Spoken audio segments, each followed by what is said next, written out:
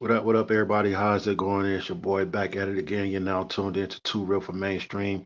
And today, I wanted to get in heavy. I wanted to share you guys my thoughts and opinions about the All-Star Weekend, particularly pertaining to the WNBA. Well, I'm not surprised. So I just want to give a quick. This is not going to be long, dreaded. Just a quick, brief review and my thoughts and opinions on the outcome of the All-Star Weekend. Now, first off, I want to give shouts out to all the women, what I'm saying, in the WNBA. It's good to see that they're getting a lot of airtime and they're getting a lot of exposure. Finally, it's well due. But I want to particularly talk about the All Star Weekend, the game that if you guys did not check it out, the actual WNBA All Star team defeated the WNBA Olympic team. Now, what I thought was very interesting is that um, after the game was over all Sunday, and even after the game, after Sunday, late Saturday night, and all Sunday through the morning, throughout the morning, afternoon, and evening, you saw all these videos and you saw these comments where even the players from the Olympic team and social media, they were talking about, okay, well, the Olympic team, the women's Olympic team, that they were not playing, taking it very seriously, that they were treating it as like a practice, and I think that's BS. I'm calling BS when I see it. It's BS. Like I said, you know, the women's All Star team went in there with the rookies, two of the rookies, Angel Reese and Caitlin Clark and the rest of the squad. They went in there and they punched the women's Olympic team in the mouth.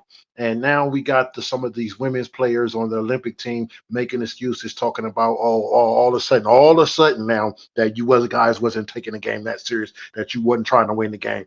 I mean, you could be blind and still can tell that in that game that both teams was trying to win that game. So I think that's really flawed, that's really just some fraudulent for the Olympic women's team. Some of those players to be sitting there and after the game and after the loss talking about how well they wasn't really playing, especially when they were up on that podium trying to act like and brush it off and acting like, oh, they wasn't taking it that serious. Oh, it was just whatever. It's BS. They were trying to win. Like I said, they were trying to win that game just as well as the women's All-Star team.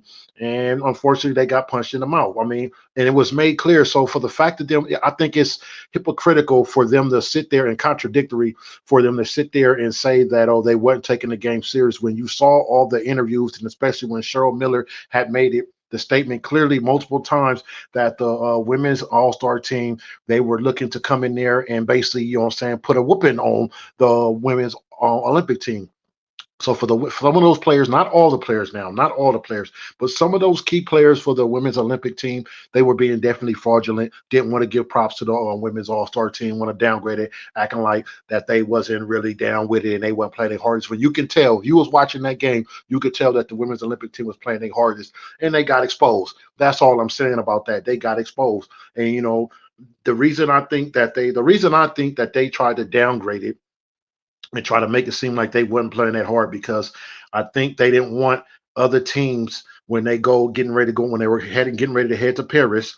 They didn't want those other teams, those other countries, that confidence. Okay, well, we don't, man, they ain't really all that. They got beat by they All Star team. So if they got beat by the All-Star team, man, that give us a little, Sam shout, like that give us a little confidence. Maybe we can come in here and beat them, and they not run over us. I think that's what all that was about. They was just trying to downgrade it.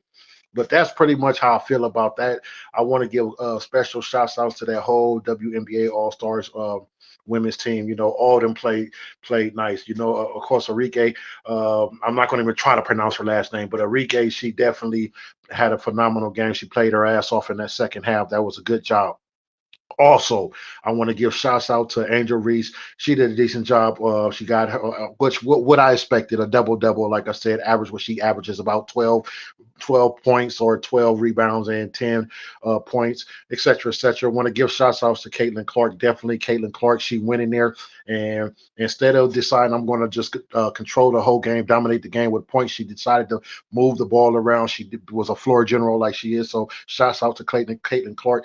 Her and Angel Reese Reese and the rest of that team, they were definitely playing their ass off and they went in there.